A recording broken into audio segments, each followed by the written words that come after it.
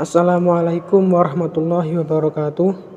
Yang saya hormati Bapak Ma'assobirin SPD MPD selaku dosen pengampu mata kuliah keaswajaan dan teman-temanku kelas A1 Ilmu Politik yang saya cintai dan saya banggakan.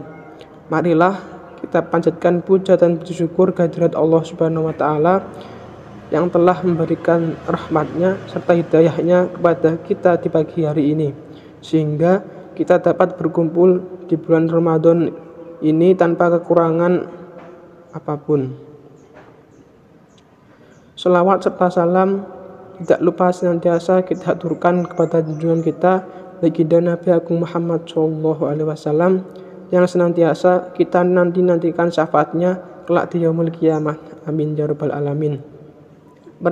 Perkenankanlah saya Muhammad Taufikur Rahman dan Haidar Ali Muhammad menyampaikan materi yang berjudul Prinsip Aswaja dalam Bermasyarakat dan Bernegara. Semoga apa yang saya dan Haidar sampaikan nanti dapat menjadi tambahan ilmu pengetahuan teman-teman sekalian dalam mendalami ilmu keaswajaan. Namun sebelum kita melanjutkan ke materi, alangkah baiknya kita pahami topik pembahasan pada materi kali ini. Topik pembahasan pada materi kali ini itu ada dua, yaitu yang pertama, bagaimana wujud karakter aswaja dalam kehidupan bernegara, dan yang kedua, bagaimana prinsip aswaja dalam kehidupan bernegara. Langsung saja kita masuk ke materi yang pertama. Wujud karakter aswaja dalam kehidupan bernegara. Ahlus Sunnah wal Jamaah atau aswaja sebagai sebuah akidah yang muncul dari pemikiran Abu Hasan al-Asy'ari dan Abu Mansur al-Maturidi tidak membatasi diri dari kehidupan bernegara. Bahkan fikih siyasah menjadi dasar bagi para ulama untuk mengonsep kolerasi hukum Islam dengan prinsip kebangsaan dan kenegaraan. Manifestasi aswaja terhadap kehidupan bernegara terdiri dari tiga hal. Yang pertama, negara nasional atau negara yang didirikan bersama oleh seluruh rakyat, di mana wajib dipelihara dan dipertahankan eksistensinya. Yang kedua, penguasa negara atau pemerintah. Pemerintah yang sah harus ditempatkan pada kedudukan yang terhormat dan ditaati selama tidak menyelewengkan, memerintah ke arah yang bertentangan dengan hukum dan ketentuan Allah Subhanahu wa taala. Yang ketiga, memperingatkan melalui tata cara yang baik.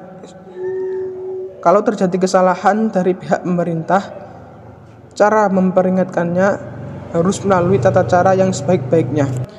Ketiga, manifestasi aswaja dalam konteks kehidupan bernegara tersebut juga menjadi prinsip akidah Nahdlatul Ulama dalam memainkan peran penting untuk memperkuat suatu bangsa.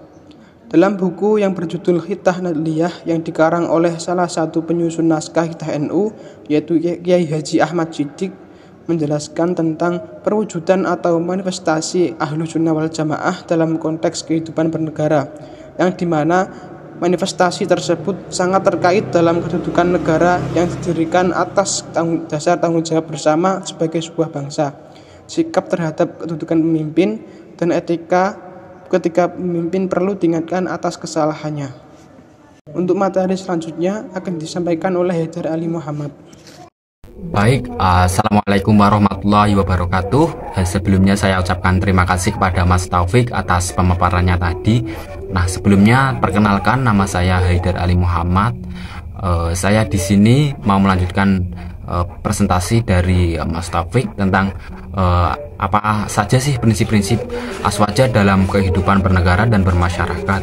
Nah, di sini ada 4 prinsip, yaitu yang pertama al-adalah, yang kedua al-huriyah, yang ketiga al-musawah, dan yang terakhir yaitu al-asyura atau musyawarah. Nah, yang pertama yaitu apa? Yang pertama yaitu al-adalah. Al-adalah merupakan prinsip penegakan keadilan. Dalam Islam, prinsip penegakan keadilan adalah suatu yang diharuskan dalam kehidupan bernegara. Prinsip keadilan ini terutama diterapkan dalam kehidupan berhukum dan kehidupan ekonomi.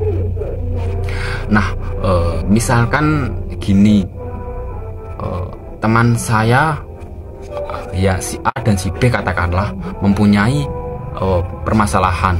Nah, saya di situ sebagai sama-sama teman nih, saya harus bersikap al-adil, yaitu adil. Nah, sikap adil itu seperti apa?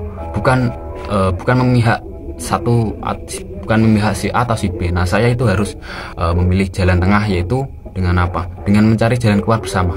Tidak memandang ini teman saya dekat atau tidak, mungkin seperti itu. Yang kedua yaitu al-huriyah. Prinsip al-huriyah dimaksudkan sebagai suatu jaminan atas kebebasan umat dalam mengekspresikan kreativitas dan hak-hak mereka sepanjang masih sesuai dengan perundang-undangan atau syariat yang telah ditetapkan. Nah, di sini itu maksudnya seperti apa sih? Di sini maksudnya seperti ini. Misalkan kita hidup di negara Indonesia itu berhak untuk mengkritik seorang presiden. Nah, di situ kan kita punya hak. Di situ kita boleh kok mengkritik kinerja presiden kita, asalkan dengan catatan sesuai dengan undang-undang dan syariat agama kita masing-masing. Mungkin seperti itu. Yang ketiga yaitu al-musyawah. Prinsip ini adalah upaya penghapusan diskriminasi manusia dengan menempatkan manusia pada posisi atau derajat yang sama. Di sini saya mau mengambil contoh, misalkan saya mempunyai seorang tamu. Nah, di situ ada tamu berbagai macam latar belakang, ada yang berkulit putih, ada yang berkulit hitam, ada yang kaya dan ada yang miskin. Nah, saya harus di situ tetap memegang prinsip al-musyawah, yaitu tidak membeda-bedakan atau tidak mendiskriminasikan sesama manusia. Misalkan saya harus tetap melayani mereka dengan sebagaimana mestinya tamu yang lainnya. Nah, yang keempat yaitu atau yang terakhir al-syura atau musyawarah. Nah, prinsip ini diproyeksikan sebagai manifestasi kedaulatan rakyat melalui permusyawaratan bersama berdasarkan suara hati nurani mereka. Nah, di sini misalkan ada suatu musyawarah. Nah, kita itu mempunyai sebuah pendapat. Nah, kita itu boleh kok mengeluarkan pendapat kita, tapi dengan catatan kita harus sebelumnya sudah mempunyai data-data yang aktual dan faktual. Mungkin seperti itu. Nah, itulah beberapa prinsip aswaja dalam kehidupan bernegara dan bermasyarakat. Nah, di sini teman-teman, kalian tetap harus ingat, kalian harus tetap skeptis tentang materi ini. Kalian juga boleh menambahkan jika misalkan materi kita ada yang kurang, dan kalian juga berhak untuk menyalahkan jika memang materi kita salah, mungkin seperti itu.